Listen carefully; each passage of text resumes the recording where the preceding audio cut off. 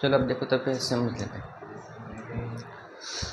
तो अब हम आपको बताने जा रहे हैं, जैसे कि हमने आपको पहले बताया था, अब हमें समझना है, हम बात कर रहे हैं सिमिलरिटी के बारे में। तो सबसे पहले हम आपको बता रहे हैं सिंपल पॉलीगॉन के बारे में। सिंपल पॉलीगॉन की बात करें, सबसे पहले क्वेश्चन आता है सर पॉलीगॉन क्या होता है। ऐसा कोई भी सिंपल फिगर जो कि लाइन सेगमेंट से, बॉन्डेड फिगर जो लाइन सेगमेंट से मिलकर के बना होता है उसको पॉलीगॉन कहते हैं। लाइक ट्रायंगल, ट्रायंगल क्या है, एक पॉलीगॉन है। स्क्वायर ये एक पॉलीगॉन है। पेंटागन ये एक पॉलीगॉन है। जितने भी क्वाड्रिलेटरल हो सकते हैं वो सारे के सारे पॉलीगॉन है। तो हमने कहा कि two polygons of the same number of the sides are similar. हमारे पास कंडीशन क्या है, सिमिलर का कंडीशन क्या है कि मान लो ये दो पॉलीगॉन है, हमने यहाँ पे दो हेक्सागोन बनाया, ठीक है, हमने हेक्सागोन बनाया। अब ये हमारा सिमिलर कौन से कंडीशन में होगा, तो इसके लिए हमने दो कारण बताया। पहला, all the corresponding angles are equal. अगर आप देखोगे जितने भी पॉलीगॉन होते हैं, पॉलीगॉन के सारे अगर इसकी बात करेंगे, ये एंगल और ये एंगल इक्वल होगा, ये एंगल इक्वल होगा, ये एंगल इक्वल होगा, ये एंगल इक्वल होगा, ये एंगल इक्वल होगा, और ये एंगल इक्वल होगा। ऐसे कंडीशन में हम कहेंगे तो पहला हमें ये फुलफिल होना चाहिए सिमिलर के लिए कि इसके कॉरस्पॉन्डिंग पहले फिगर का और दूसरे फिगर का जो कॉरस्पॉन्डिंग एंगल है वो इक्वल होना चाहिए। एग्जाम्पल, अगर मैंने ये 20 लिया है तो ये भी 20 होना चाहिए, और अगर ये 30 लिया है तो ये भी 30 होना चाहिए। बात समझ में आ रहा है? All the corresponding angles are equal. तो सबसे पहले कि पहले फिगर का पहला एंगल दूसरे फिगर का पहला एंगल वो दोनों इक्वल होना चाहिए। उसी तरह से साइमल्टेनियसली सेकंड का सेकंड फिगर का सेकंड का, इस तरह से पहला एंगल इक्वल होना चाहिए। तो पहला ये होना चाहिए, तब होगा। दूसरा क्या होना चाहिए कि all the corresponding sides are in the same ratio. अब इस बात को समझाता हूं। सपोज मैंने कहा कि ये हमारा 2 सेंटीमीटर है, ये यहां से यहां PQ जो है वो 2 सेंटीमीटर है। तो अब इसके कॉरस्पॉन्डिंग जो फिगर है उसी के हमारा क्या होना चाहिए, सभी साइड के जो रेशियो है वो प्रोपोर्शन में होना चाहिए, सेम प्रोपोर्शन होना चाहिए। बात समझ रहा है? जैसे मान लो हमने कहा ये 2 सेंटीमीटर है तो ये हमारा क्या होगा, 4 सेंटीमीटर ही होगा। ये 2 है तो ये 4 सेंटीमीटर ही होगा, ये 2 है तो ये 4, सारे हमारा 4 4 4 4 होगा। ये 2 2 2, क्योंकि आपको पता है हेक्सागोन में क्या होता है, सारे साइड इक्वल होते हैं, और जब सारे साइड इक्वल होगा तो उसके कॉरस्पॉन्डिंग आपका क्या होना चाहिए। अब देखो इसका अगर निकालोगे हम कैसे लिखेंगे इसको कॉरस्पॉन्डिंग साइड का, तो कहेंगे AB बाई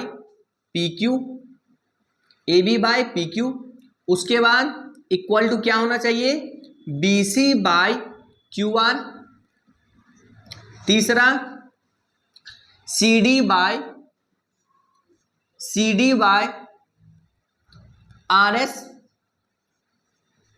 उसके बाद CD के बाद DE बाय ST होना चाहिए, और DE के बाद EF by equal to EF by TU, और लास्ट में हम कह सकते हैं FA बाय UP।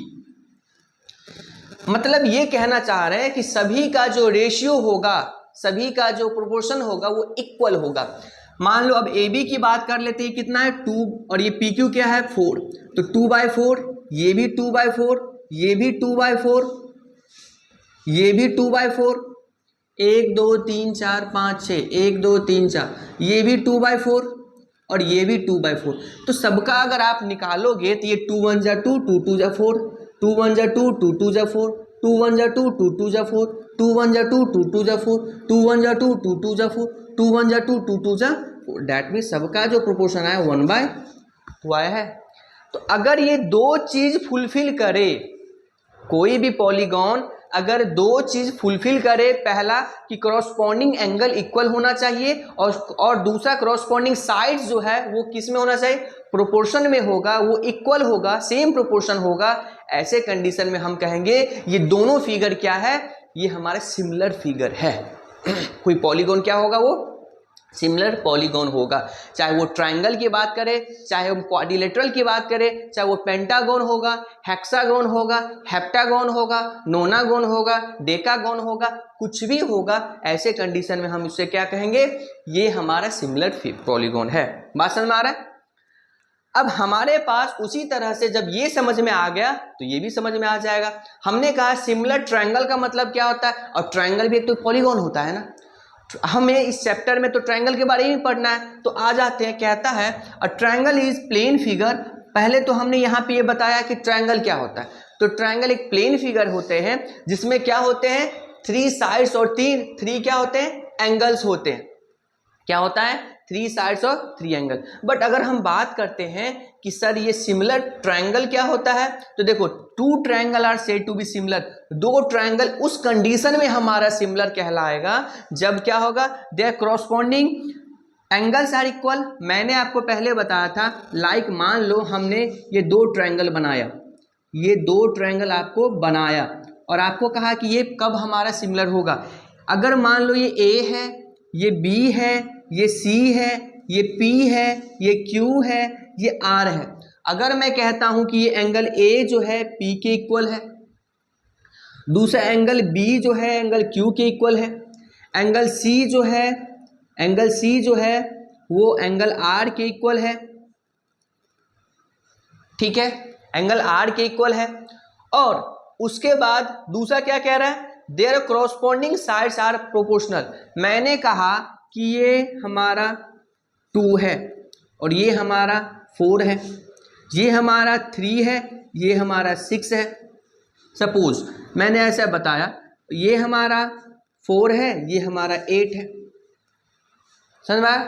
तो ऐसे कंडीशन में आप देखोगे तो इसकी प्रोपोर्शन निकालोगे, क्या हो जाएगा, हम कहेंगे sir A B by P Q होगा, A B by P Q.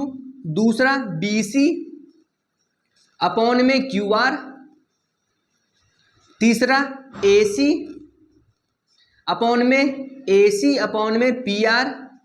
अब सबकी वैल्यू पुट करो, वैल्यू पुट करोगे तो क्या होगा, ए बी कितना है 2 अपॉन में पी क्यू कितना है 4, बी सी कितना है सर 3 और क्यू आर कितना है सर 6, ए सी कितना है सर 4 और पी आर कितना है सर 8। अब तीनों का देखो, 2 1 जा 2, 2 2 जा 4, 3 1 जा 3, 3 2 जा 6, 4 1 जा 4, 4 2 जा 8 और सबकी प्रोपोर्शन कितना आया, 1/2 आया। तो ऐसे कंडीशन में ये दोनों ट्रायंगल जो है क्या कहलाएगा, ये हमारा सिमिलर कहलाएगा। बात समझ में आ रहा है? ऐसे कंडीशन में हम क्या कहेंगे, सिमिलर कहलाएगा। तो हम आपको अभी तक समझ में आ गया। अगर आपको समझ में आ गया तो हमने आपको बताया है इंट्रोडक्शन ऑफ सिमिलरिटी। सिमिलर हम किसी ट्रायंगल को किस कंडीशन में कह सकते हैं।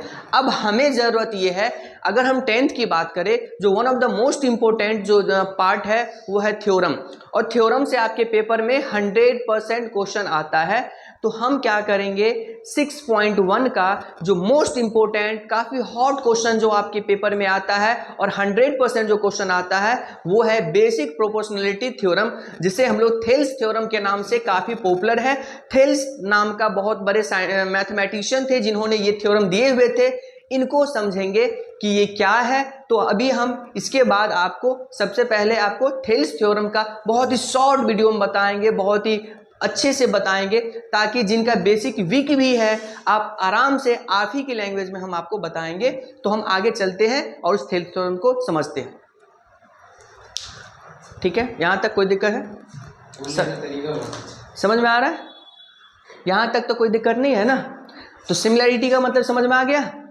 अब हम समझेंगे कि जो इम्पोर्टेंट है वो है थेल्स थ्योरम, उसके बारे में देखेंगे। हाँ, इसको तो मैं कट कर दूंगा बाद में।